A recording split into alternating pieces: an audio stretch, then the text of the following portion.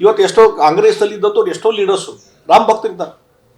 ಮತ್ತು ಒಂದು ನಾನು ಹೇಳ್ತೀನಿ, ಹಿಂದೂ ವಿರೋಧಿ ಹಿಂದೂವರಿಂದ ಎಷ್ಟು ಸಲ ಎಲ್ಲಿವರೆಗೆ ಹೇಳ್ತೀನಿ ನೀವು? ಮೊನ್ನೆ ನಡೆದ ಎಲೆಕ್ಷನ್ ಚುನಾವಣೆ ಅಯೋಧ್ಯೆ ಇಶ್ಯೂ ಇವತ್ತಿಂದಲ್ಲ, 91 ನಡೆದದು, 96 ನಡೆದದು ಅಯೋಧ್ಯೆ ಇಶ್ಯೂ. ಆಮೇಲೆ ದತ್ತಪೀಠದ ವಿಷಯ ನಡೀತು.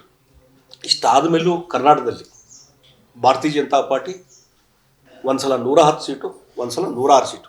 ಯಾವಾಗಾರ ಕ್ಲಿಯರ್ ಮೆಜಾರಿಟಿ ಬಂತು, ಈ ಎಲ್ಲ ಇಶ್ಯೂ ಫೈಟ್ ಮಾಡಿದ್ರು ಕಾಂಗ್ರೆಸ್ ಪಾರ್ಟಿ.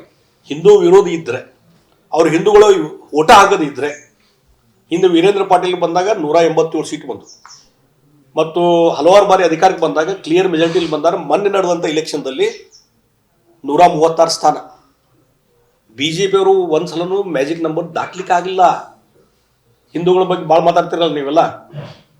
ಹಾಗಾದ್ರೆ ನಾವೊಂದು ಕೇಳ್ತೀನಿ, ಹಿಂದೂ ವಿರೋಧಿ ಆಗಿದ್ದರೆ ಕಾಂಗ್ರೆಸ್ನವರು, ಹಂಗಾರೆ ಹಿಂದೂಗಳು ಓಟ್ ಹಾಕದಿದ್ರೆ 136 ಸೀಟ್ ಬರ್ತಿದ್ವು ಹೆಂಗೆ? ಇನ್ನು ಅರ್ಥ ಮಾಡಬೇಕು. ಹೀಗಾಗಿ ಈ ರೀತಿ ಧಾರ್ಮಿಕತೆಯೇ ತೆಗೆದುಕೊಂಡು ರಾಜಕಾರಣ ಮಾಡಿದರೆ ಭಾಳ ದಿವಸ ನಿಲ್ತಿಲ್ಲ. ನಮ್ಮದು ಡೆವಲಪ್ಮೆಂಟ್ ಓರಿಯೆಂಟೆಡ್ಡು, ನಮ್ಮ ಸರ್ಕಾರ ಇದ್ದಾಗ ನಮ್ಮ ಪರ್ಫಾರ್ಮೆನ್ಸು, ಅಚೀವ್ಮೆಂಟ್ಸು, ಇದರ ಮೇಲೆ ನಾವು ಹೋಗ್ಬೇಕು. ಹೋದ್ದು ಇಲೆಕ್ಷನ್ಗೆ ಅದು ಬಿಟ್ಟು ಯಾವುದೋ ಒಂದು ಇಶ್ಯೂ ತೊಗೊಂಡದ್ದು ತಾತ್ಕಾಲಿಕ. ನಾನು ಯಾವಾಗಲೂ ಹೇಳ್ತೀನಿ, ಇವೆಲ್ಲ ಎಮೋಷನಲ್ ಇಶ್ಯೂ. ದತ್ತಪೀಠದ ವಿಚಾರ ಡಿಸ್ಕಷನ್ ಆಯಿತು, ದತ್ತಪೀಠದ ಹೋರಾಟ ಬಂದಿತ್ತು.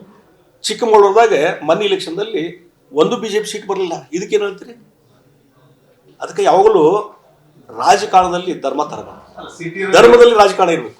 ಇವತ್ತು ಎಷ್ಟೋ ಕಾಂಗ್ರೆಸ್ನಲ್ಲಿ ಇದ್ದಂಥವ್ರು ಎಷ್ಟೋ ಲೀಡರ್ಸು ರಾಮ್ ಭಕ್ತರಿದ್ದಾರೆ. ಮತ್ತು ಒಂದು ನಾನು ಹೇಳ್ತೀನಿ, ಹಿಂದೂ ವಿರೋಧಿ ಹಿಂದೂವರಿಂದ ಎಷ್ಟು ಸಲ ಎಲ್ಲಿವರೆಗೆ ಹೇಳ್ತೀನಿ ನೀವು? ಮೊನ್ನೆ ನಡೆದ ಎಲೆಕ್ಷನ್ ಚುನಾವಣೆ ಅಯೋಧ್ಯೆ ಇಶ್ಯೂ ಇವತ್ತಿಂದಲ್ಲ, 91 ನಡೆದದು, 96 ನಡೆದದು ಅಯೋಧ್ಯೆ ಇಶ್ಯೂ. ಆಮೇಲೆ ದತ್ತಪೀಠದ ವಿಷಯ ನಡೀತು. ಇಷ್ಟಾದ ಮೇಲೂ ಕರ್ನಾಟಕದಲ್ಲಿ ಭಾರತೀಯ ಜನತಾ ಪಾರ್ಟಿ ಒಂದು ಸಲ 110 ಸೀಟು, ಒಂದು ಸಲ 106 ಸೀಟು. ಯಾವಾಗಾರ ಕ್ಲಿಯರ್ ಮೆಜಾರಿಟಿ ಬಂತು, ಈ ಎಲ್ಲ ಇಶ್ಯೂ ಫೈಟ್ ಮಾಡಿದ್ರು ಕಾಂಗ್ರೆಸ್ ಪಾರ್ಟಿ. ಹಿಂದೂ ವಿರೋಧಿ ಇದ್ದರೆ, ಅವ್ರು ಹಿಂದೂಗಳು ಓಟ ಹಾಕೋದಿದ್ದರೆ, ಹಿಂದೆ ವೀರೇಂದ್ರ ಪಾಟೀಲ್ ಬಂದಾಗ 187 ಸೀಟ್ ಬಂತು.